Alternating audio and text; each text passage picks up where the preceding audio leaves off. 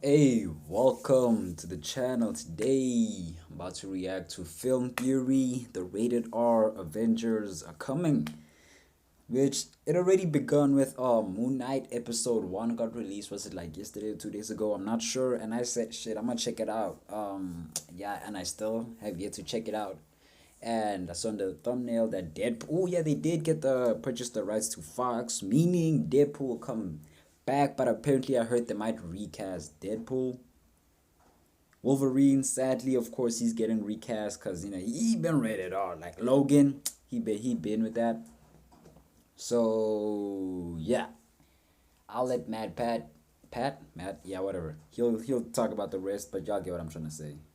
PG 13, PG 13, PG 13. Yep. Don't you ever wish that these characters could just let loose and, I don't know, get a bit gritty? Well, I have a theory that that's exactly what's happening right now. Marvel is quietly setting up the dominoes that'll result in their version of an R rated Avengers. A more mature cast of characters telling scarier, sexier stories for the adult audience. And it all begins here at the end of Eternals. Adjust those parental settings now, my Yeah, till this day, I still haven't watched the Eternals. So I don't know if I doubt I'm gonna watch it in the future, but if I have to, I will. But from what I've been told, they say you can just skip that. I don't know. friends. The MC Not For All of You is coming. Okay, so let's see what we got. So far, no Moon Knight. Hello, Internet. Welcome to Film Theory, the most R-rated family-friendly show that you can find online. Not even joking about that. Have you seen the stuff that we've talked about over the last decade? Murder. But it's okay because it's being done by kooky animatronics. Illegal corporate embezzlement. But don't worry, he's a vigilante. Okay, I think oh shit, that's one of the previous videos I haven't checked out. If you want me to check it out, I can do so. Batman's Dirty Money. Not sure where that theory comes from, but I must still check it out. With a big heart. Cannibalism. Except everyone's a Oh yeah, I smoothie and remember it's this. happening I off remember screen. this. Look, it's not just us either. Marvel has been getting away with this sleight of hand for the last decade too. Mass planetary genocide? That is a lot of death, but it's being done by a purple raisin man who snaps his fingers, so no biggie. Child trafficking? Ooh, that is a serious topic. But it's being done via a montage during the opening credits, so we good, fam. Wanna spend 5 minutes? Well, I'm sorry, what? Okay, also, I have not watched the Black Widow movie because I heard it's just garble, but I think I might still check it out because the trailer kind of looks lit, so Fingers, so I must still check it out. child trafficking? Ooh, that is a serious topic. But it's being done via a montage during the opening credits, so we good, fam. Yeah. Want to spend 5 minutes watching two people compete to end their own lives? When you look at it literally, that scene for the Soul Stone has some very disturbing connotations. But, it led to the highest grossing movie of all time, so who are we to judge? All I'm saying is that the MCU has found a lot of different ways to get R-rated content into PG-13 packages. But now, the times, they are a-changin'. Older, more violent Marvel projects like Daredevil, Jessica Jones, Luke Cage, and the show that shall not be named recently transitioned over to Disney Plus in a move that required everyone logging in. Okay, I'm aware of these shows, Daredevil, Luke Cage, Iron Fist, I'm aware of. Jessica Jones, haven't heard of. I'm aware of their existence, but I have not watched them at all. I do not know. To set age gates on their accounts. The Eternals featured the universe's first ever round of, extremely passionate kissing. And what an awkward tonal shift that one was. And with Deadpool now wearing mouse ears thanks to Disney's acquisition of Fox, we have ourselves a definitive R-rated superhero movie coming down the pipeline. But I don't think we're gonna have to wait that long. I actually think the transition is happening now. Well, in other theories, I've been laser focused on the arrival of the Young Avengers and a rival faction of Dark Avengers. Over in Disney Plus land, I think there's something else cooking. A more mature breed of content. It's a rollout that started with Eternals, but kicked into high gear last week with the arrival of Moon Knight. Ladies and gentlemen, we're approaching the arrival of the R-rated Avengers. Of course, they're not going to be called that, but I think I know what they will be called. And in order to understand what dominoes are being set up, we first have the to talk Illuminati. Blade, bro. I've been waiting. Bro, this Blade series or movie better be lit, bro. Blade. Someone is always always trying to ice skate uphill. Wow, that was a very different era for Marvel movies. Now, it might have slipped your mind since, we've had other things to worry about over the past few years, but back at the 2019 San Diego Comic-Con, Marvel was taking its big post-Endgame victory lap by announcing they plan to keep taking victory laps, rolling out literally dozens of celebrities onto stage while announcing a whole slew of new movies to assert their continued domination over the box office. Okay. And then, in the final minute, MCU mastermind Kevin Feige pulled this one out. But I want to leave you today with one more thing. Ladies and gentlemen, two-time Academy Award winner, Mahershala Ali. A new incarnation of Marvel's iconic vampire hunting superhero, Blade. Bro, I look, he still wanted it to be Wesley Snipes, but if this man can fulfill the role, I can appreciate that. Why would that be such a big deal? Well, before Iron Man and Thor became household names, perhaps the biggest, most beloved Marvel superhero was Blade. In the late 90s, this was the guy with his movies sitting in the top 10 highest grossing superhero movies of all time for a solid 5 years, standing alongside Batman and Superman until he was eventually knocked out of the rankings by someone you might be familiar with, Sam Raimi's Spider-Man. Gonna cry? And let's just say that Blade was a lot more uncompromised than his contemporaries. Are you out of your damn mind? These movies were instant cult classics, standing out for being a unique mishmash of sci-fi, horror, and martial arts, all rated R, and all of them pushing the boundaries of what a superhero movie could be. The thing is, showing up whenever Marvel needs to push the envelope, that's been Blade's thing since the very beginning. Here's some old-time comics trivia for you. Did you know back in the day you couldn't have vampires, werewolves, or zombies in comic books at all? It's true. In the 1950s, there was a big moral outrage campaign against horror comics, like the hugely popular Tales from the Crypt series. This led to Senate hearings. This was actually a thing. People, was that kind of the softies or sensitive people at that time that they couldn't handle the werewolves, the vampires, the daywalker, bro. Like, get out of here with that bullshit, Deciding bro. whether to ban them. Instead of leaving it in the government's hands, the comics industry established the Comics Code Authority, a regulatory board that imposed strict rules on anything that was going to be published. And I do mean And how did strict. Blade... Under their guidance, villains weren't allowed to be sympathetic or victorious, cops weren't allowed to be incompetent, and the words weird and terror weren't allowed in titles at all. They would have had a field day with YouTube titles. Anyway, these guidelines were so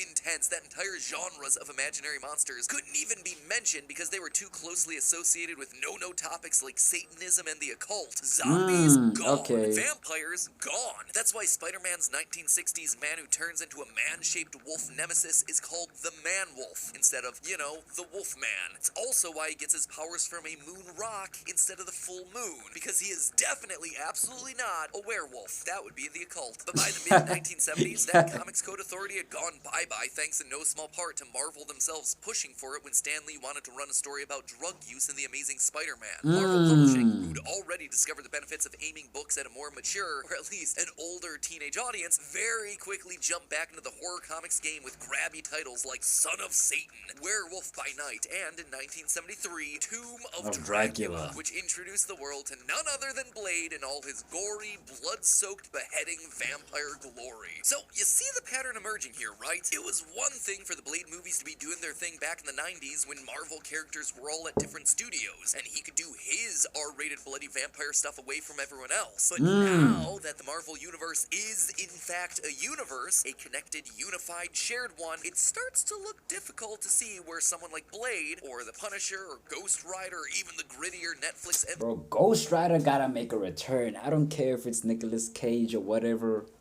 The multiverse is out there. Wesley Snipes, maybe he can come... it'll just be weird if two Blades in one room. We already talked about that on the Morbius trailer reaction that I did, but...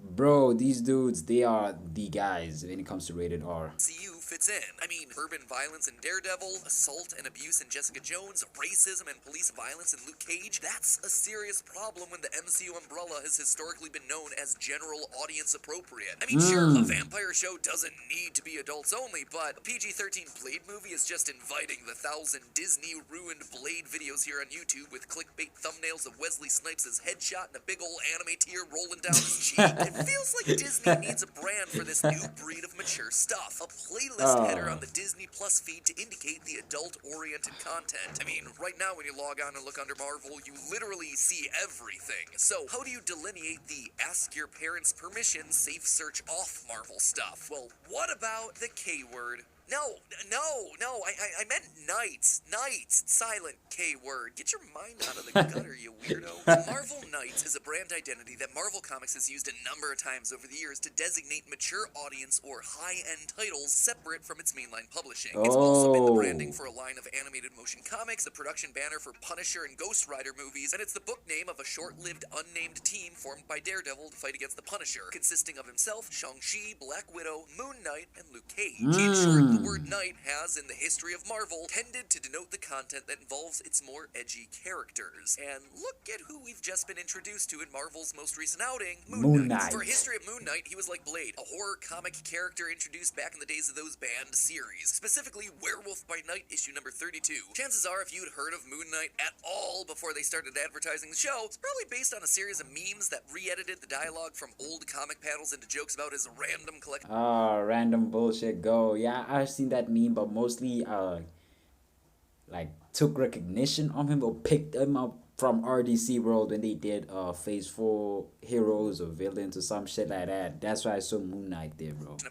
They gotta make a part 3 or part 4 because come on, bro. Moon Knight, since he's been announced, shake down Count Dracula for money, which is kind of a double meta joke considering that for a horror comic character, Moon Knight actually didn't have anything to do with Marvel's Dracula, which yes, does in fact exist and is just Count Dracula. The regular, normal, wears a cape, sleeps in a coffin, lives in a castle in Transylvania, turns into a bat and drinks blood Dracula. Fake ass Batman, bro. Fake ass Batman and Doctor Strange. Of Marvel. Though I do gotta say, it honestly wouldn't surprise me too much if Dracula turned out to be Ethan Hawke's unnamed mystery role from this new show. Anyway, this new series immediately starts off showing you that this isn't your child superhero show, showcasing Disney's newest form of glass slipper, literally glass in your shoe, giving us probably the most extreme Marvel-produced moment to date. He's punching werewolves, he's dealing with dissociative identity disorder. Okay.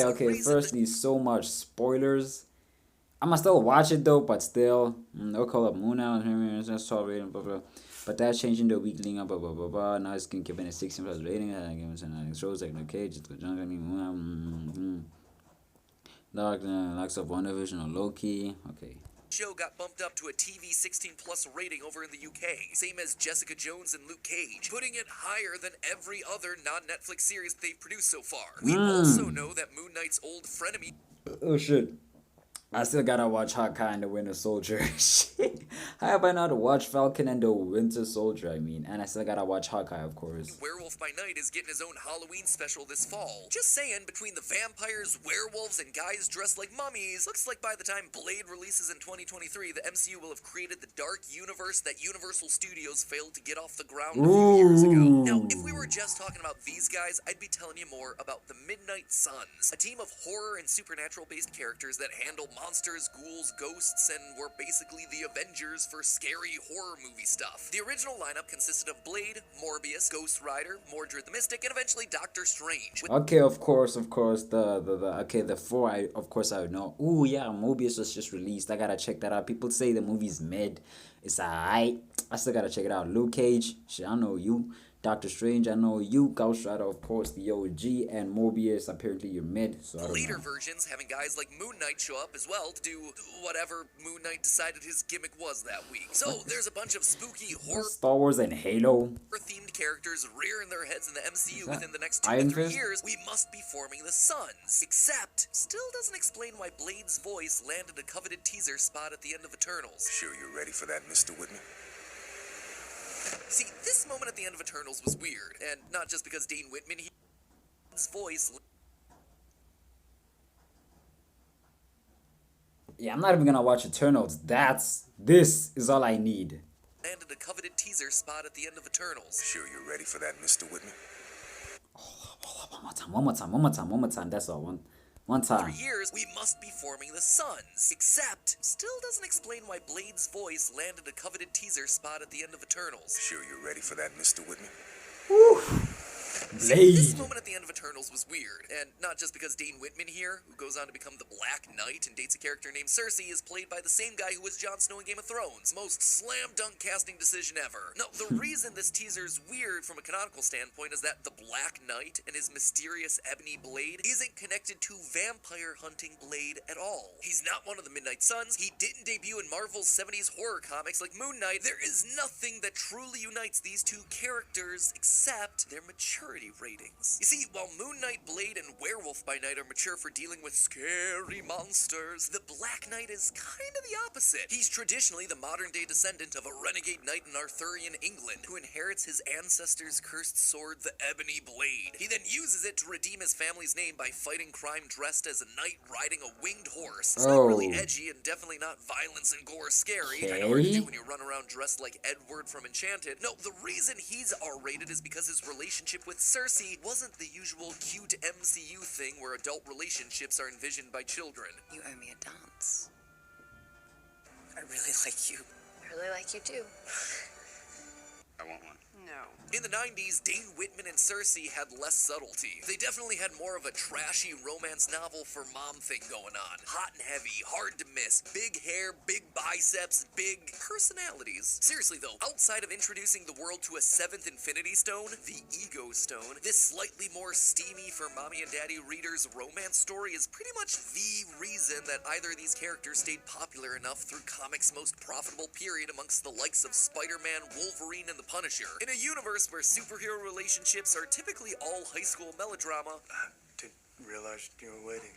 I would have joined you, but They used up all the hot water.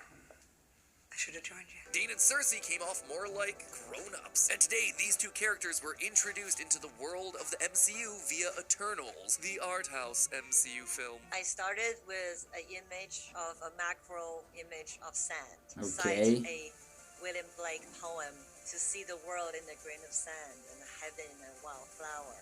Hold infinity in the palm of your hand and eternity in an hour. Okay, that's So there you have it, poetic. dearists. Marvel Knights, a mature line of content that'll encompass the MCU's grown-ups division. It's a name Marvel already has on file, it's one they really like to reuse, and it lines up in the literal sense with the names of both Moon Knight and Black Knight. These two are the guys that would seemingly fall under said heading. It's one of the only ways to explain the Blade-Black Knight connection that started in Eternals, and the branding just kind of fits in a more abstract way with all the other characters who could possibly be looped in. Blade's got himself a sword and deals with ancient enemies. Luke Cage, Daredevil, and Punisher all love their respective protectors of the city gates metaphors so they could fall under the mantle too. This here, Marvel, there's only a certain amount of expansion that you can do. Nothing can be all things to all people all the time. And there's certainly Okay, nothing can be all thing. Okay, fair enough. Okay. a audience for darker, different material. Just look at the fan base for the Snyder Cut. This new initiative, I suspect, is their way of capturing that part of the market too.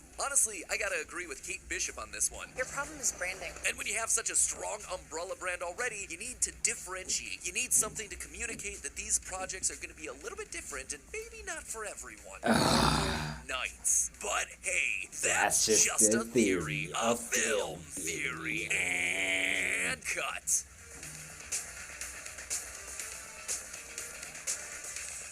Is this Moon Knight? Oh no, this is just the moon. Alright. Well, that was not really I mean, that was a good theory, but I wouldn't really say it's a theory, but I'd just say it's pretty solid. It's a pretty solid case to put out, because I'm surprised that for some reason Blade was in Eternals. I heard speculations, but slash theories slash spoilers, but I didn't believe him. But then now the fact that Matt is actually showing me there's proof that okay, that's Blade's voice. What?